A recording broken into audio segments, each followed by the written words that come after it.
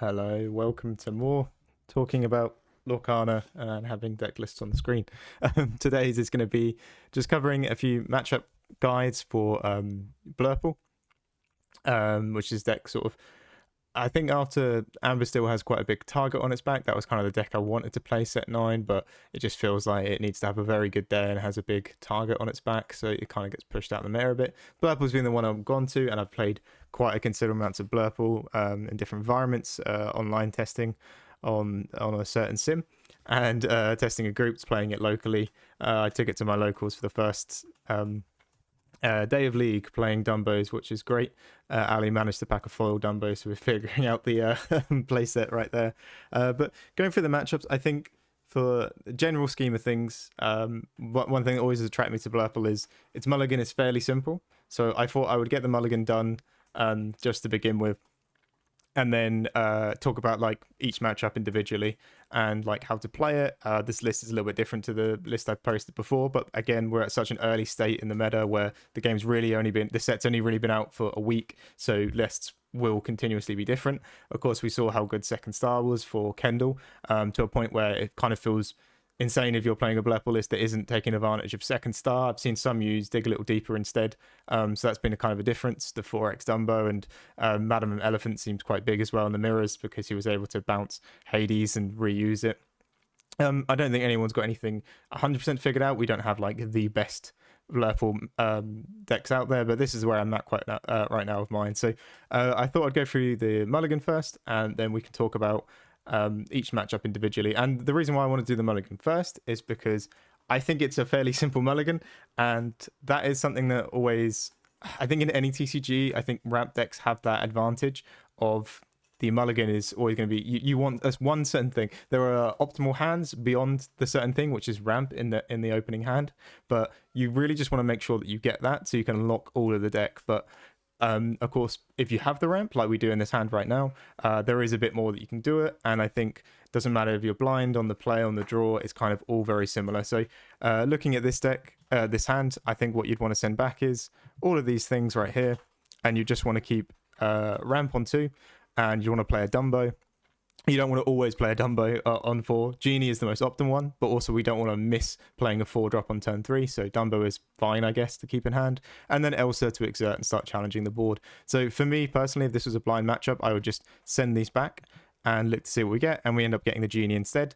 And we also get a Rafiki in case it's a aggressive matchup where we need to get that thing down on the board, or maybe we're on the draw. And again, like I say, I think blind on the play, on the draw, it doesn't matter if this is versus the mirror into green blue, red blue.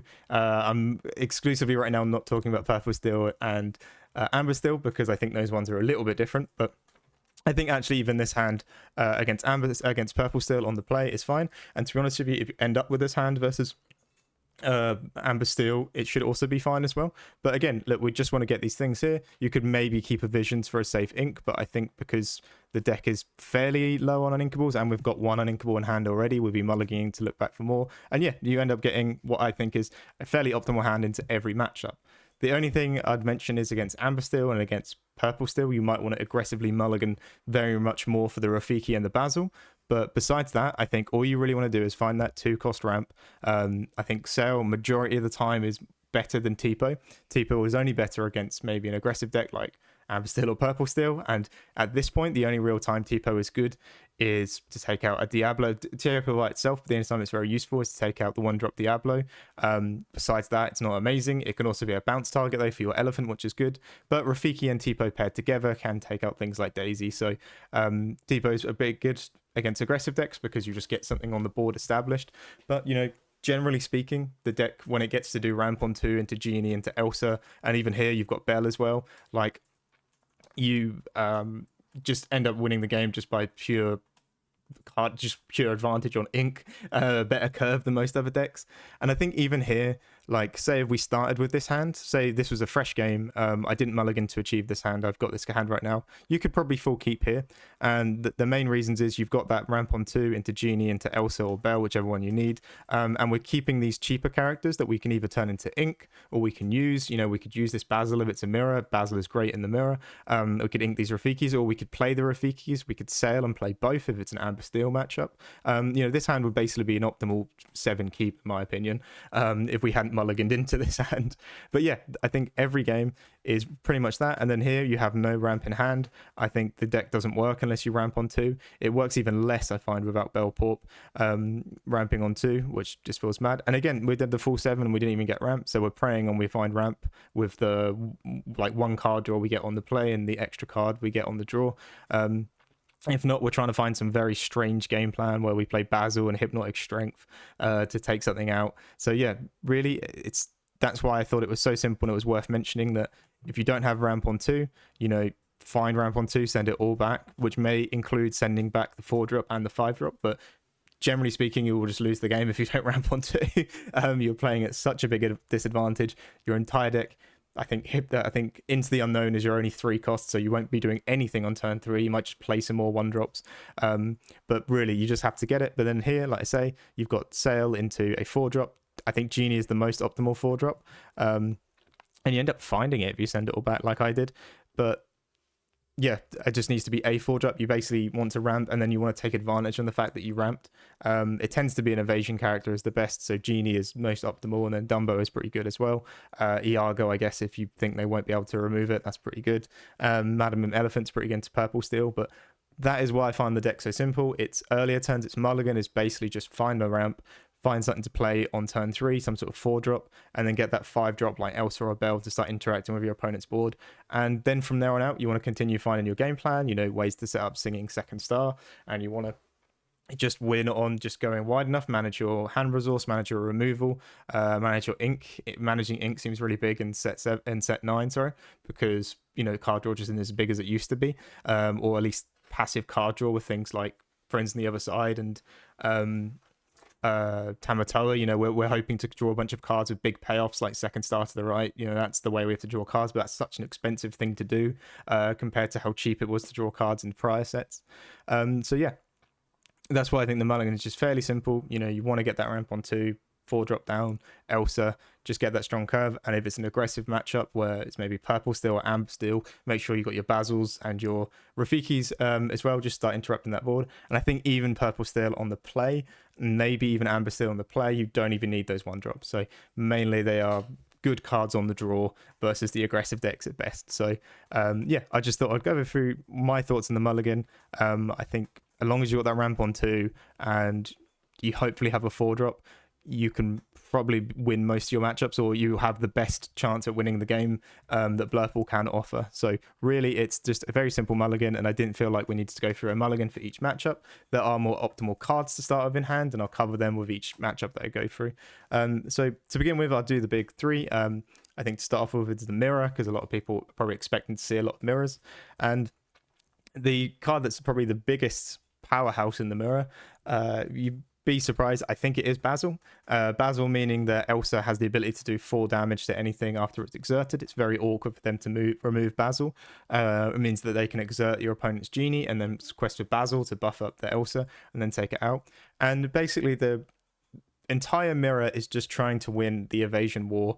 There are other components, like you can get very lucky on how many Hades you find. You've got visions in the deck, you've got Second Star, you've got ways to increase your luck and draw more Hades, or find more Hades, or got Elephant to bounce the Hades back. So you have ways to increase that chance of using more Hades.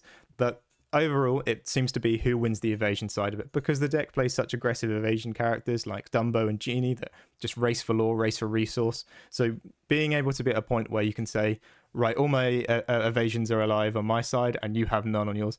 It's winning the skies, because I think evasion is pretty much the same mechanic as flying in Magic.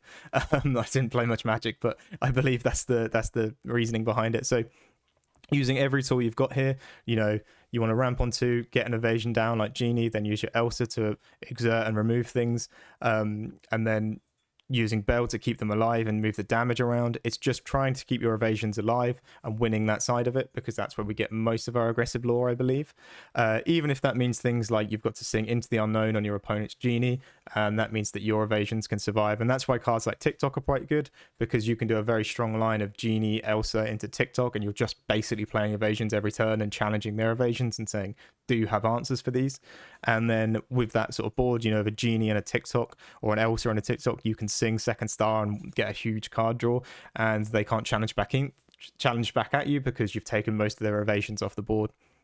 So it is really just about winning that evasion side of it. And then later on, it sometimes can be who gets the most Hades. Hades, again, is another way to interact with that evasion side of the board, because it can just target anything it wants and just take it out. So it's really down to winning the evasion, then getting very lucky on the Hades. And there are other components in here as well. Hypnotic Strength for opponents' Iagos. I tend to do little tips like, if they're inking a lot of Hypnotic Strength, it means my Iago is probably safe to play. And sometimes it might be that, right, if I'm playing a Dumbo or a Genie here, I'm just not going to win because they're not going to trade up well with their Genies. So I just need to play an Iago, and if they have Hypnotic Strength, they have it and I lose the game. But if not, I will get back into this game and I'll win. So Iago can be a great way to recover, and it is a bit of a gamble, but it generally is sort of getting to the point where it's required. I was trying Ryder for a long time, and again, it just had the same issues with Genie and Dumbo. Like, for Ryder to remove something, he's a 3/4, he'll require still Bell, Elsa, or Basil, or some other damage as well, Hypnotic Strength buff it. So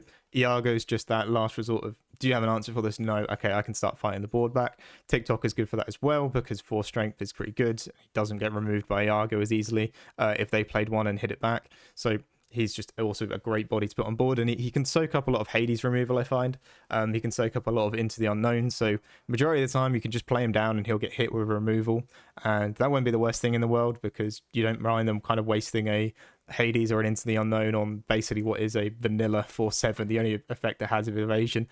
So you can kind of win off that for it, and then you play your Hades on their Genie, and then you could maybe do something like run your Hades into their Hades and Bell move the damage over and just win kind of the board control, not the evasion side of it, but win some of the board. So yeah, TikTok's been useful there. Elsa as well, not the best, but it's just getting the bodies on there to sing second star is also very useful. She can shift onto the 5-drop to do the maths and then sing it with whatever else you might have on the board. Her and Tipo singing second star is brilliant. That's pretty useful. But yeah, overall, there's a few tricks in there. There's a few little things you can do. I wouldn't prioritize about Dumbo being too aggressive. Again, like I said in the Mulligan, if it's your only 4-drop that you're going to find, it's better to play that than to play nothing. It still gets removed by Genie and Elsa Exert to take it out, the same way that Genie would get removed if you've played one on your turn. So that's a bit worrisome, but I think the main thing with Dumbo is to play it maybe at the point where you've won the evasion war. You've got your Genie, Argo, TikToks, whatever it is on the board. You play Dumbo down, and now you can exert them all to get a card draw as well. So I feel that's where he's the most useful in the game. And again, I tend to sometimes as well with Basil, I feel he's the most important part of the matchup in the mirror, to the point where I feel like I could put him at 4x and put Rafiki at 2x just to have better options into the mirror.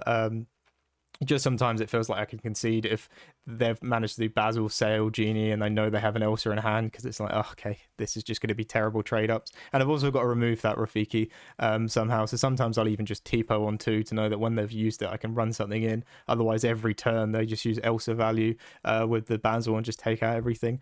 Yeah, that's kind of where I'm at with the mirror. Win the skies, win the evasions, and then try and get as many Hades as you can. Try and get as back-to-back removal, and then at some point you should have a board built up to the point where it can just be all quested turn sideways. You put on too much pressure, too much lore, and you win. Keep in mind as well their ability to sing second star.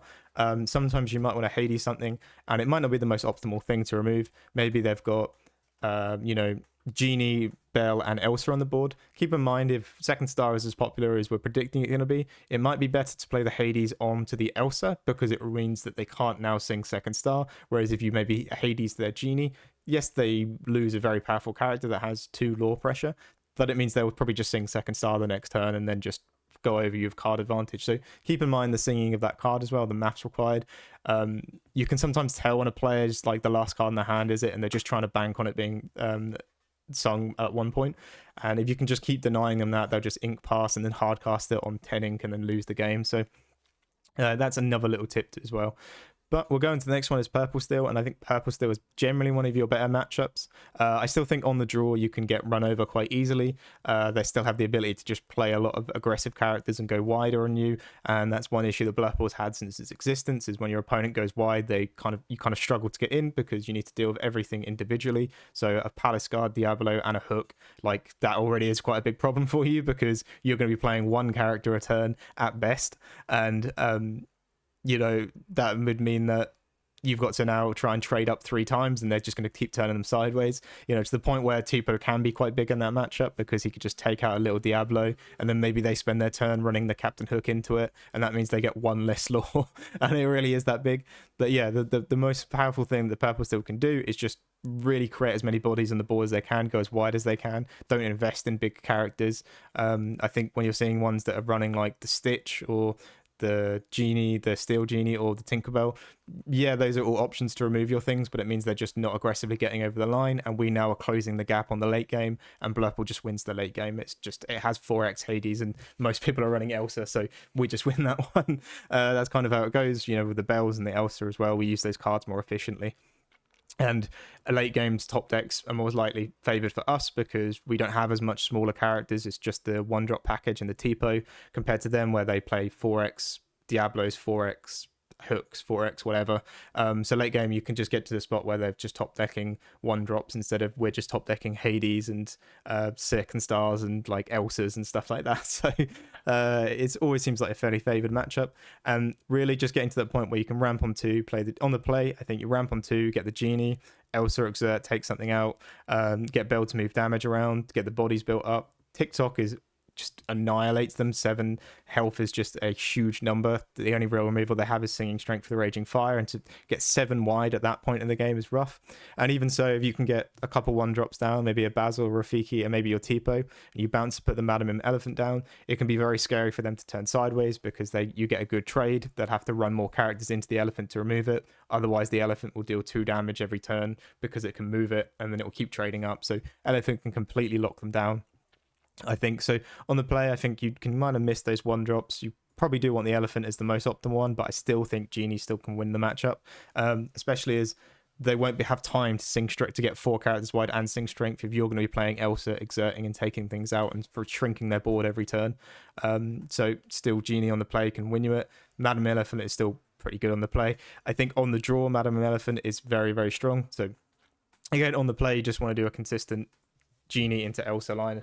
This is kind of why I think Blurple, for the most part, is a very simple deck. The mirrors can be a bit involved and a bit complicated, and managing your ink, managing your resources. You don't have dock to draw cards like the other decks, like the other popular decks in the meta do. You have to manage all those things, but generally the lines are quite simple of what you're trying to do is ramp to Genie, as I've said about 1,000,000 times. So you have all of those components to it, and then on the draw, that's kind of on the play, is just do the simple lines. On the draw, you kind of want things like maybe get lucky on a Rafiki because they will just spam characters and try and quest you out because they're going first. They're going to get a quicker start out of the gate. So as long as they don't play that Palace Guard, which is like a 1/4, which I always find obnoxiously annoying because I've got nothing that trades up with it. Even when I get the Madam Mim Elephant out, it doesn't even trade up with it. It doesn't remove it, which is so rough. So I find that to be quite a powerful card. But you kind of want a Rafiki or a Basil just to run something in, just to slow down the tempo. And then Madam Mim Elephant on the draw is just insane. They can't Sing Strength on it. Getting to 7 characters wide is just undoable. It probably locks their board so they can't even quest or turn sideways because they fear that you're going to run their elephant in and then maybe move damage with Bell. And then if not, they'll have to run everything in to remove it or play a Lilo and play really off curve. And then you probably just win off that because they're not putting enough lore pressure on. But yeah, the only difference I'd say is on the draw, Madam Mim Elephant is quite a bit more important. And Rafiki, just to slow them down, will also do the trick for you as well. So the Purple Steel matchup should be one that you're not thinking too much about.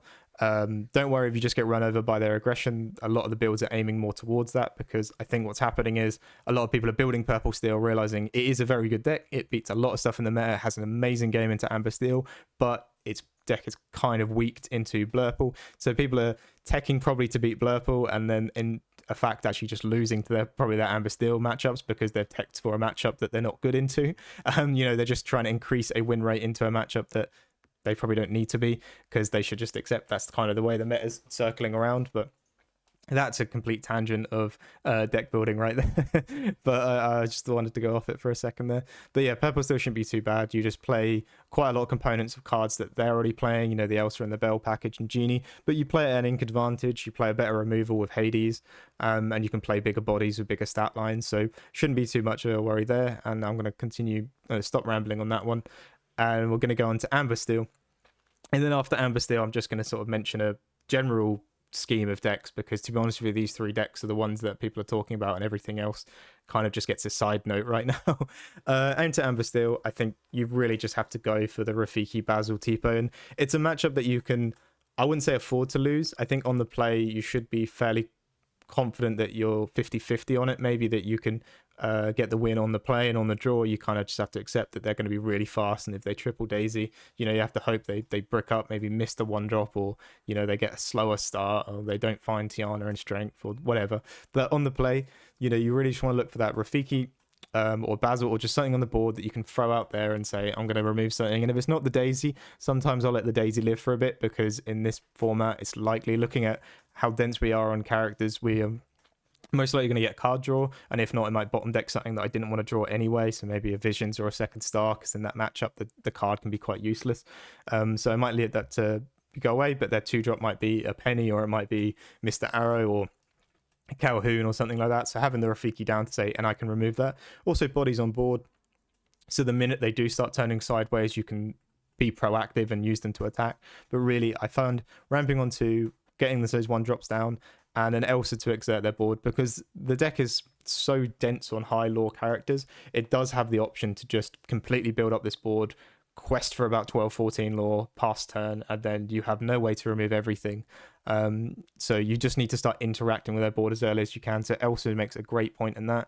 Once you start chipping away at their board, they're going to go, oh, I need to get my lore, because they've Elsa'd me, and now there's damage on Elsa, and she can Bell, and you can put Bell down and move the damage over, and you kind of jumpstart the matchup, because if not, they'll just sit there building up this giant board and then full quest for a huge amount of lore. So you want to start chipping away at it.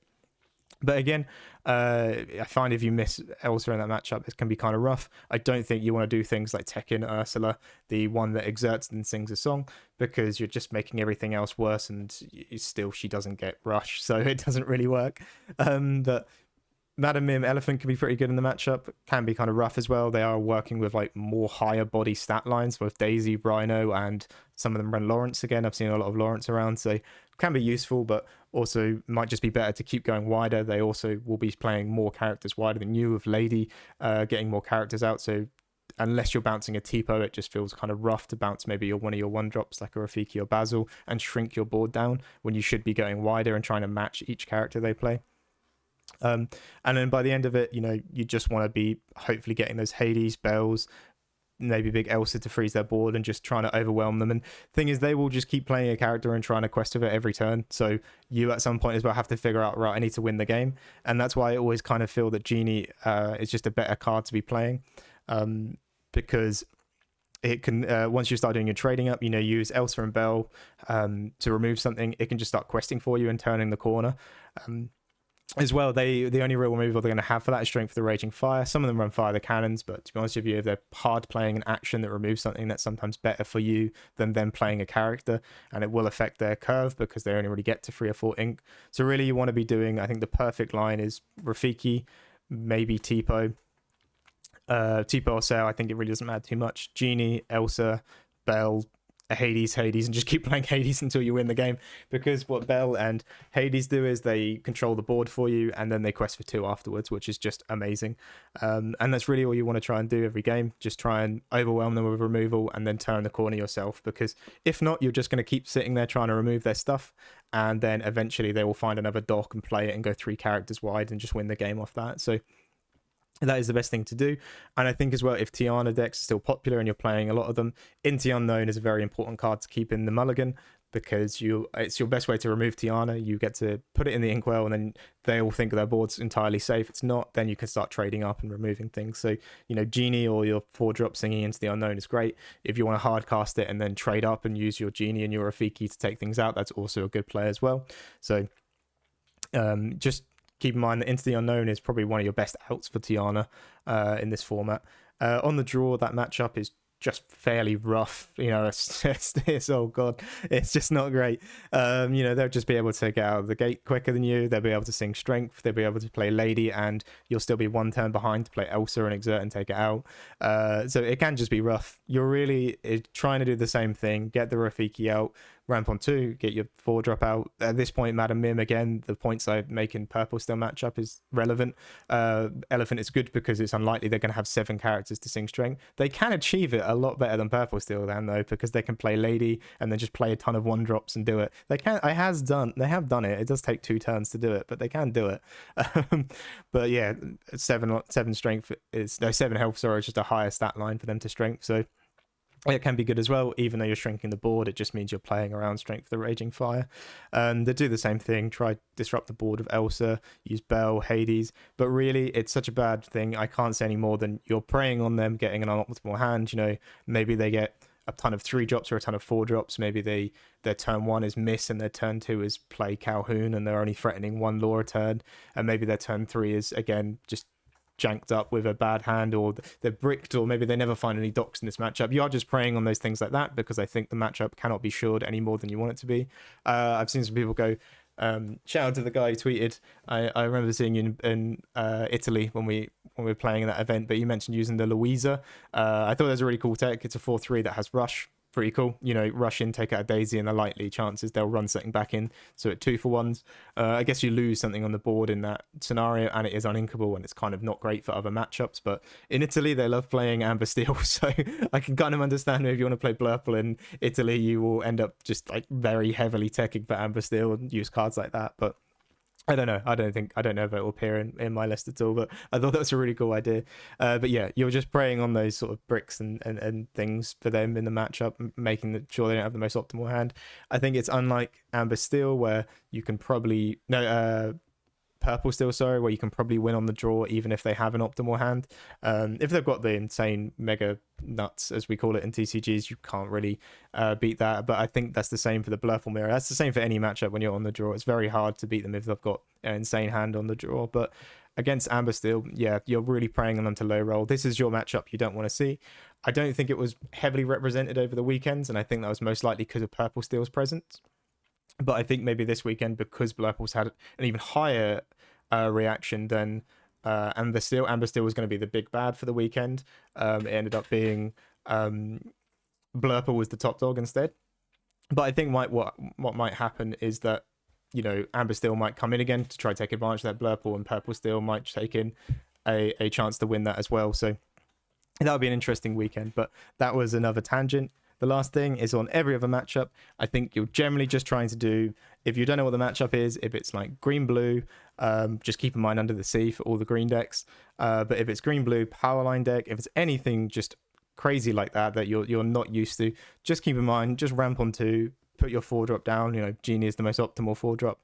Into an Elsa Exert, take something out. Against Sapphire Steel, allies is the same thing. Play the Elsa Exert. Into the Unknown is pretty good for taking out a Scar.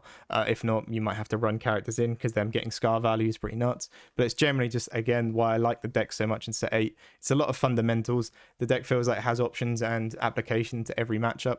It's just really thinking like, right, okay, I'm playing against this green steel location deck that I've never seen before. Maybe what I should do is prioritize getting some strength on the board so I can start taking out these locations. And you can do all those things in every matchup. Maybe you can tell by the time they've inked, or maybe you've just heard in the room that someone's playing this really mad Churner Dogs deck, and you can start thinking about how do I try and beat it, and the decks all have application to them. But in it, everything else, it's still the simple 1, 2, 4, 5, and Elsa is really what you want. I think Elsa really brings the deck, brings the deck over to a different power level. Without that card, it just wouldn't be as good, I think, because you could just break stalemate boards. But into everything else that's just sort of interesting and different to you, just do the same game plan that I mentioned before. about 1 million times in this video. So yeah, those are the sort of 3 most popular decks, and then into everything else you just want to try and figure out on the fly. It's like, right, if they're playing a power line deck, they've got Beaking Undisputed, so maybe T-pos are quite important to put down on the board. All of that sort of thinking, it really is rewarding for you if you sort of try and use that in Blurple compared to other decks, where maybe if you're playing Amber Steel, you're very limited. Your deck only does one thing, which is like go fast and sing Strength for the Raging Fire. Whereas this deck, you can kind of have options and ideas about how to win each matchup. I'm not saying that Amber Steel can't play around Beaking Undisputed. It can, but this deck can kind of have options into everything and has removal package that's probably like the best in the game. And it can kind of go fast as well if you can get the genies out. It can do all sorts of things. So yeah, just applying yourself into all those matchups that aren't the 3 that I mentioned is probably the best way to tackle them. So thank you very much for listening.